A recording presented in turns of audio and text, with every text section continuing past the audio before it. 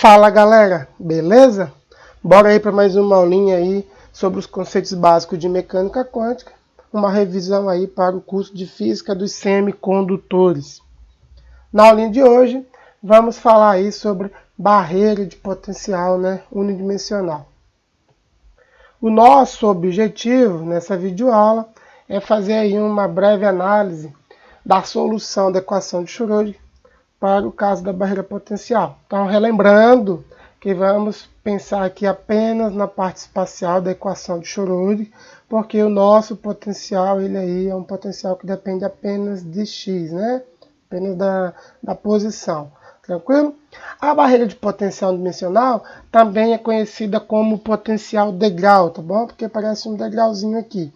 E aí, basicamente, a ideia de solução é bem parecida com as anteriores que nós fizemos. Então, nós temos aqui uma região 1, então que a gente cai aí para o caso particular e V igual a zero, a gente já sabe resolver esse probleminha. E uma região 2 que a gente tem um potencial agora que é não nulo. Tranquilo? Então, a brincadeira vai ser essa daí que a gente vai analisar.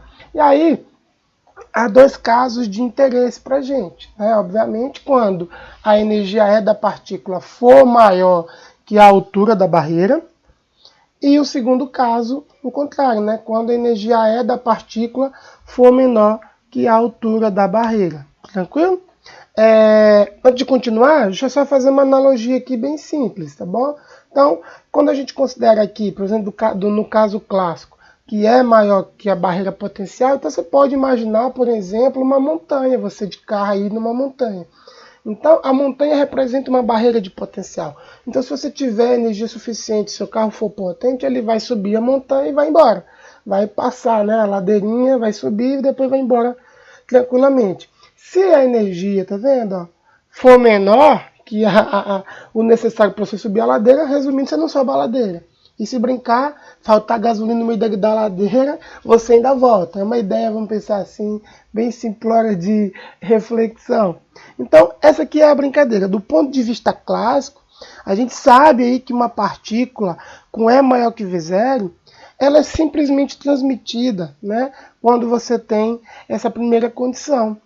Se você tiver o caso contrário, em que é menor que V0, a partícula ela é refletida. Então, no caso clássico, a gente tem essas duas condições aí canônicas para a gente pensar, tá bom? Mas em qualquer um dos casos, tá bom?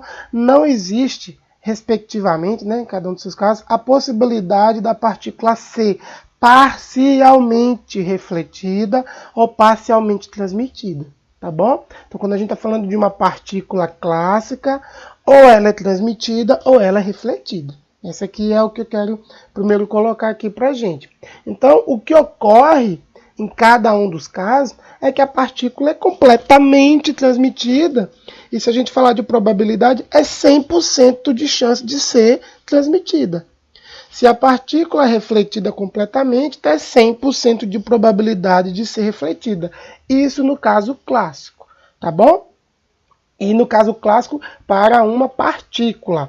Contudo, a gente pode pensar também no caso clássico para uma onda. Então, vamos pensar lá como é que funcionava lá em física básica uma onda. No caso de uma onda clássica, então estou sempre acentuando o pensamento nosso clássico, que é o que a gente está habituado, as coisas se comportam um pouquinho diferente, já no caso clássico. Então, quando uma onda, por exemplo, encontra uma interface, aí vocês vão lembrar lá que vocês poderiam ter uma interface que teria dois meios de índice de refração diferente. Então, por exemplo, ar e água, que é assim que a gente brincava para ficar fácil. Então, essa onda encontrar essa interface, ela pode ser parcialmente refletida e parcialmente transmitida através de interface. Então, era o mesmo probleminha numa corda. Então, você tem uma cordinha, com duas densidades diferentes, Imagina em alguma posição você mudou a densidade da corda e você faz um pulsozinho ali, vai dando uma onda para propagar na corda. Então você vai perceber que parte dessa onda vai ser transmitida para a região mais densa e parte pode ser refletida para a região menos densa. Então esse é um exemplo aí, uma analogia. Tá certo? Uma outra analogia parecida, A gente falou de água, a corda, por exemplo, em circuitos elétricos. Você tem um trem chamado lá de casamento de impedância, que é uma ideia muito parecida. Você tem lá, quando você compra, por exemplo, um alto-falante, né, que diz que tem uma determinada potência, e às vezes você não presta atenção lá na impedância, né, de saída daquele sistema. E você vai lá ligar num outro aparelho, que se você não olha qual é a impedância de entrada. E aí esses dois caras não têm a mesma impedância, a gente tem um efeito chamado de descasamento de impedância que faz com que você não aproveite a potência total. E esse fenômeno está associado também a essa ideia aí das reflexões e transmissões de onda, tá bom? Só que agora no circuito elétrico. Então, a gente tem essas características em sistema clássico para a onda dela poder ser parcialmente transmitida e parcialmente refletida. Mas isso não é verdade para a partícula. A partícula ela é totalmente transmitida ou totalmente refletida. Tranquilo? Então, é só para a gente ter aí, de cara, uma simbologia para a gente pensar no caso parecido. O que acontece aí no caso quântico, né? Se a gente considerar, por exemplo, E maior que V0. Então, como ocorre para uma onda clássica, então já vamos, né, adiantar um pouquinho aqui a ideia que a gente vai apresentar. No caso quântico, a partícula possui uma probabilidade, assim que a gente estuda lá na quântica, é uma probabilidade não nula dela ser refletida, tá bom? Então, o que vai diferenciar o caso quântico para o caso clássico? A diferença está na interpretação do resultado, tá bom? Quando a gente fala aí dessa probabilidade de ser refletida ou de ser transmitida, a gente precisa pensar no seguinte, ó. No caso clássico, a reflexão e a transmissão da onda ali na interface representa a divisão de potência, tá bom? Da onda incidente. Então, se você está pensando numa onda clássica e você está dizendo que parcialmente foi refletida e parcialmente foi transmitida no sistema, quer dizer que parte dessa energia ali, né, foi dividida para a parte que foi transmitida e para a parte que foi refletida. Então, você tem uma divisão ali, tá bom, da potência incidente na interface. Isso é um ponto muito importante. No caso quântico, quando a gente está falando aí da reflexão ou transmissão, e aí então a gente tem que pôr uma aspa no parcial, tá bom? Porque a gente não vai fazer sentido, né? Você dizer que passou parte da partícula, não faz sentido. Então, quando a gente fala dessa probabilidade, ela não representa uma divisão de energia, tá bom? Na verdade, essa condição ela representa simplesmente a probabilidade da partícula ser refletida ou ser transmitida. A probabilidade, existe uma chance. Ou ela passa ou ela fica nessa região. Simplesmente isso. Não é que ela vai passar um pedaço e vai voltar um pedaço. Não, ou ela passa ou ela fica. Então, aí você vai ver qual é a chance de uma das duas coisas acontecer. Ou seja, após uma medida, a partícula ela vai ser encontrada em um dos lados da interface. Não é nos dois lados, em um dos dois lados. Você vai medir e vai encontrar nos dois lados. Essa aqui é a história. Tranquilo?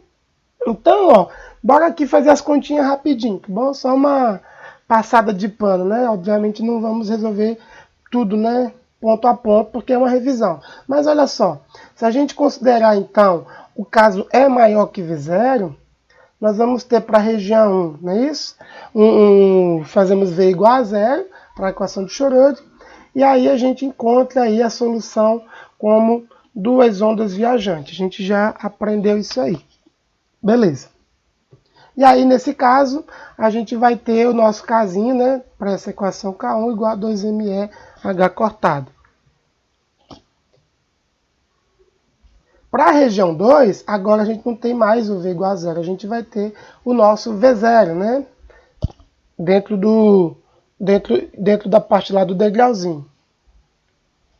E aí a solução também, para esse caso, note a diferença do que a gente estudou lá para o potencial infinito, que essa equação aqui ela era real. Agora perceba que nesse caso, para V0 aqui, né, um valor aí considerado, esse valor aqui agora ele não é mais, tá bom, real. Ele aqui é complexo. Então também representa aí ondas viajantes, tá bom? Então, tanto o resultado da parte 1 quanto da parte 2 envolve aí a combinação linear de duas ondas viajantes, e o nosso K0, né, o nosso K2 aqui, nosso Kzinho aqui, o número de onda, representado agora por 2m, né, raiz de 2m é menos V0, sobre H cartado ao quadrado.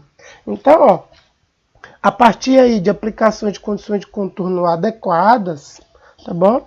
Na interface lá que a gente sempre estuda, e aí a gente impõe, por exemplo, a continuidade da função de onda, a gente consegue encontrar quem são os coeficientes A, B, C e D, né? O A, B da parte φ1 e o C e D da parte φ2. E além disso, a gente consegue resolver, e aí fica como exercício para vocês, os alunos inscritos na disciplina, encontrar aí a expressão do coeficiente de reflexão, que aí ele pode ser encontrado como uma razão aí, ó, tá vendo? Uma relação entre as constantes, tá vendo? Ó, os números de onda aí de cada uma das funções de onda φ1 e φ2, beleza? E de maneira similar, né, a gente então pode calcular o coeficiente de transmissão, né, já supondo aqui que o coeficiente de transmissão, obviamente, é 1 menos R, fica facinho de encontrar. Tranquilo? Então, ó, esse aí é o coeficiente de transmissão e de reflexão para uma partícula na mecânica quântica com E maior que V0. Bom, só para a gente não se perder, né? Obviamente no potencial degrau. Dado o potencial degrau, esses aqui são as possibilidades de reflexão e transmissão para uma partícula, tá bom? Agora, vamos ver o que acontece, obviamente, né? Então, antes de seguir, obviamente já aparece um resultado interessante, né? Porque você tem aqui uma possibilidade aí de transmissão, mas você já vê que existe uma possibilidade de reflexão, mesmo essa sendo maior que V0. Então, já é um pouquinho diferente do resultado clássico para uma partícula, né? Mas aí, considerando agora o segundo caso, né, quando é menor que V0, as contas aí são muito parecidas, não precisa ficar repetindo toda essa conversinha fiada. Mas agora a gente existe regiões proibidas para partícula, né? Já que a gente tem que é menor que V0, ou seja, a energia cinética da partícula ela não pode ser negativa para poder entrar naquela região. Então a gente já tem esse problema aí do ponto de vista clássico, tá certo? A gente já tem uma zona proibida. Então é o primeiro ponto que precisa ser destacado. E aí a gente pode fazer de modo semelhante aí todas as contalhadas para encontrar a função φ1, e quando a gente faz as continhas a gente vai ver que vai existir duas funções, φ1 e φ2, beleza? Mas veja só, o que é importante? Quando a gente faz essas continhas, a gente vai perceber que para o caso 2 aqui, que é o E menor que V0, a reflexão tem que ser igual a 1. E aí esse resultado, ele está condizente, tá bom, com o resultado da mecânica quântica. Então isso é importante a gente já acentuar, tá bom? Então, ó, você tem R igual a 1, que é o que tem que acontecer, porque quando a gente pensa numa partícula clássica que tem energia potencial menor do que a barreira, ela tem que refletir, e esse resultado ele apresenta essa ideia, né? Então ele é consistente. Contudo, note que apesar aí dessa reflexão, né, ser total, ainda existe uma função de onda dentro da região 2, que a gente chama lá de φ2. E aí, graficamente é o seguinte, então você tem uma ondinha, né, vindo aqui, ó. Chegou na interface, a gente tem uma condição de continuidade da função de onda. Então, na região 2, você vai ter que ter uma função φ2.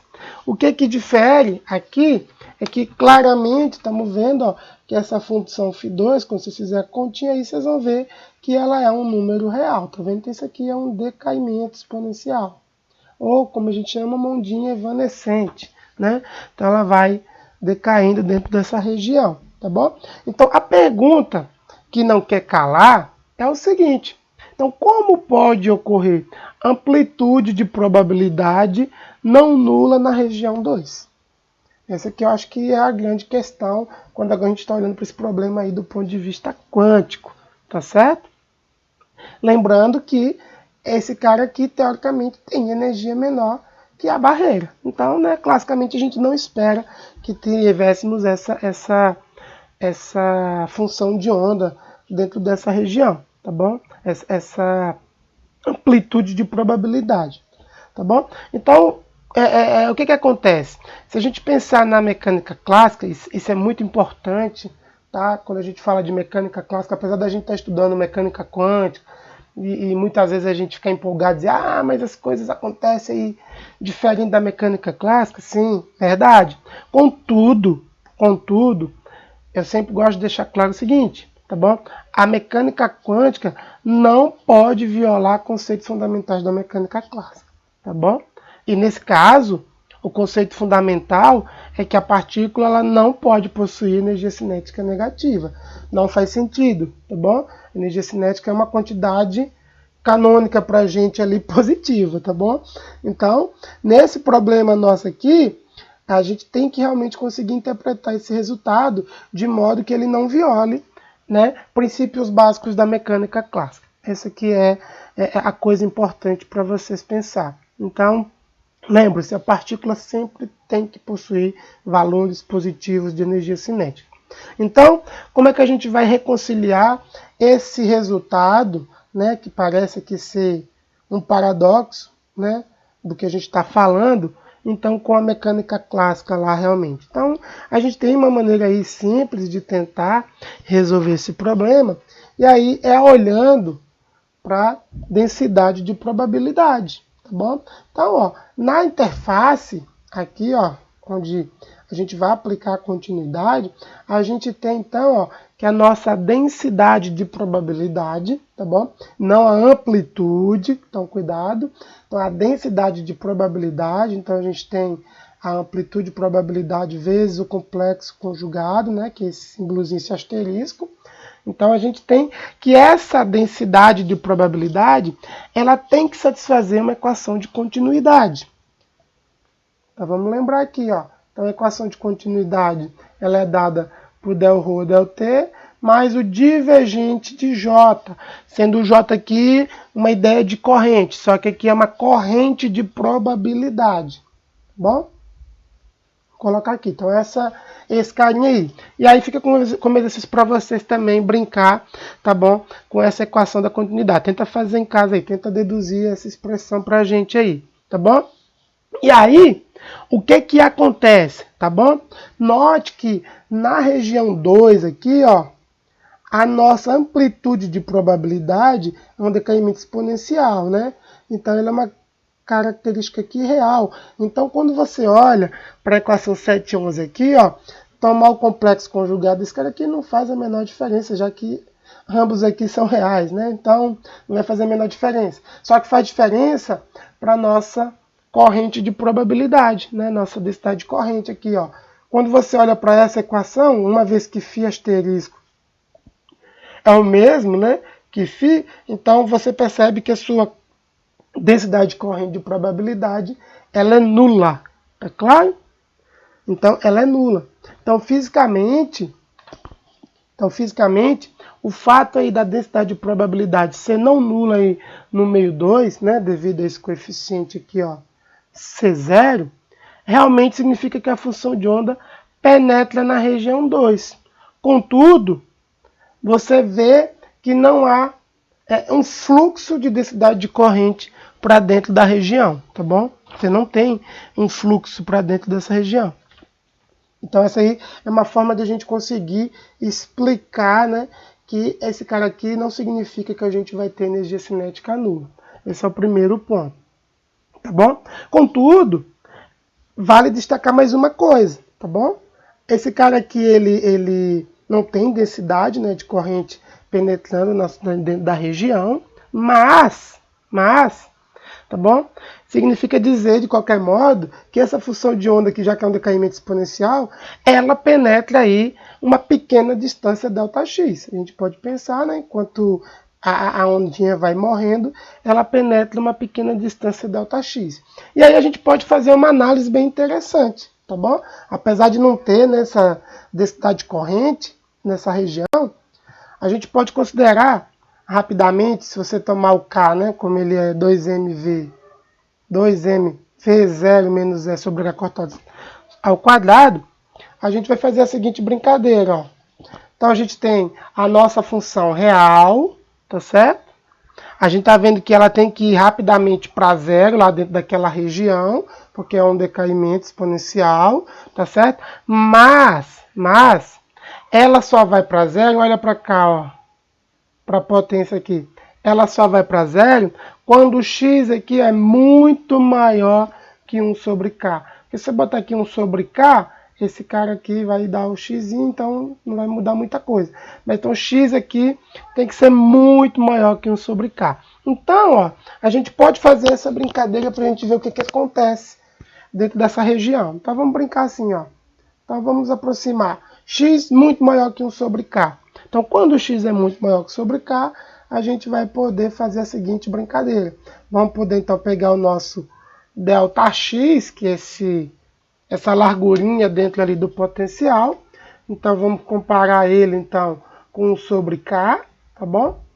E aí a gente pode igualar esse cara H cortado sobre 2m V0 menos E.